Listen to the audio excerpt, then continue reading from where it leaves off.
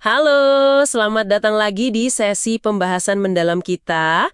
Hari ini, kita mau bedah salah satu cerita transformasi teknologi yang paling menarik menurut saya, Adobe. Anda semua pasti kenal ya produk-produknya Photoshop, Illustrator, Premiere Pro gitu. Tapi pernah kepikiran nggak sih gimana raksasa ini merombak total cara kerjanya? Fundamental banget. Nah, sumber kita kali ini dari buku Transformed, Moving to the Product Operating Model, karyanya Marty Cagan dan kawan-kawan. Kita fokus banget nih ke bab 9, yang isinya ya cerita langsung perjalanan Adobe ini. Jadi, misi kita hari ini apa?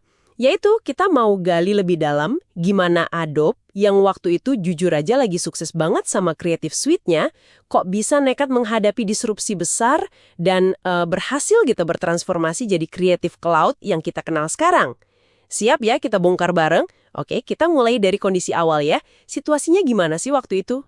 Adobe kan, ya kita tahulah pemimpin pasar. Creative Suite itu penghasilannya lebih dari 2 miliar dolar setahun. Gede banget. Tapi di balik kesuksesan itu, ada tekanan besar juga. Siklus rilis produk mereka, 12-18 bulan sekali, itu udah dianggap kelamaan banget sama pasar. Iya, betul.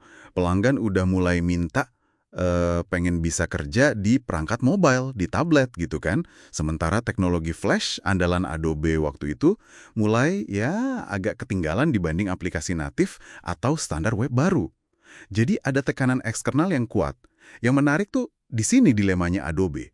Mereka punya cambuk, yaitu tadi, ancaman kehilangan pasar kalau nggak berubah. Kompetitor baru, tuntutan pelanggan. Benar. Tapi mereka juga sadar butuh wortel, butuh visi yang jelas. Apa sih yang bisa dicapai kalau transformasi ini berhasil? Mereka paham ini bukan sekedar ganti produk, tapi harus ubah cara kerja. Bener-bener cara kerja. Nah, itu dia poin kuncinya. Jadi, apa aja nih yang mereka rombak total? Pertama, jelas cara mereka bangun produk. Ini fundamental banget. Dari yang tadinya model waterfall gitu ya, nunggu lama, rilis besar-besaran, mereka pindah ke continuous development and delivery. Jadi bisa rilis pembaruan kecil-kecil tapi sering. Tapi ini nggak gampang loh. Butuh perubahan arsitektur sistem yang gede banget.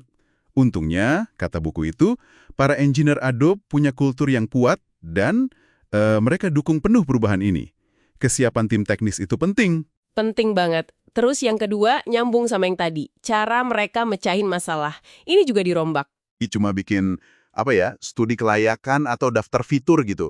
Tapi fokusnya ke product discovery.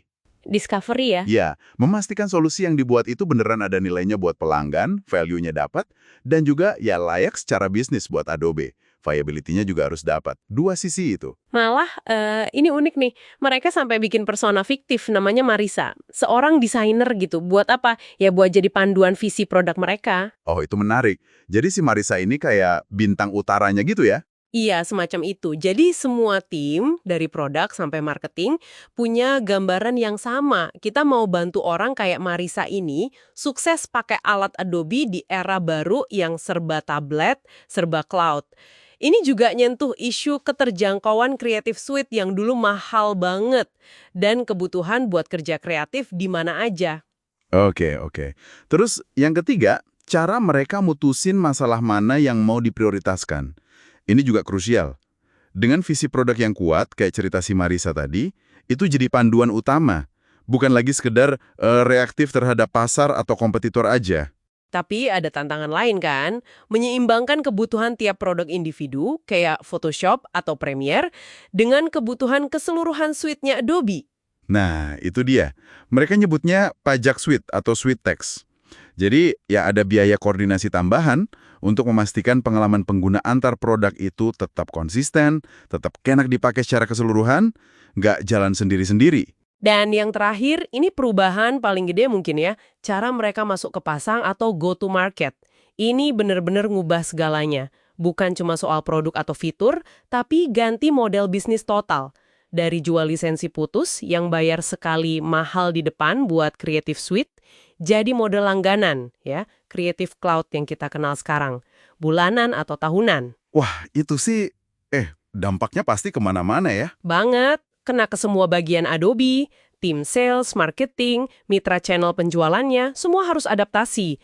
Makanya kolaborasi lintas tim itu jadi ya harga mati, nggak bisa enggak. Jelas, ini transformasi yang butuh keberanian super besar dari pimpinannya, nggak main-main. Mengubah model bisnis yang udah stabil, udah menghasilkan miliaran dolar gitu, itu kan pertaruhan besar. Iya, kayak membongkar mesin pesawat pas lagi terbang ya. Bisa dibilang gitu.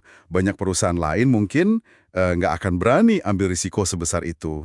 Tapi kita lihat hasilnya kan, angka-angka di buku itu nunjukin banget. Jumlah pelanggan dari sekitar 6 juta pengguna Creative Suite meledak jadi 26 juta pelanggan berbayar Creative Cloud di akhir 2021.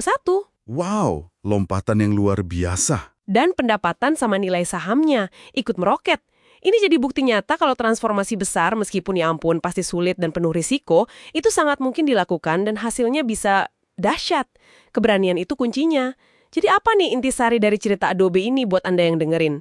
Ya intinya, cerita ini nunjukin kalau perusahaan segede dan sesukses Adobe pun bisa.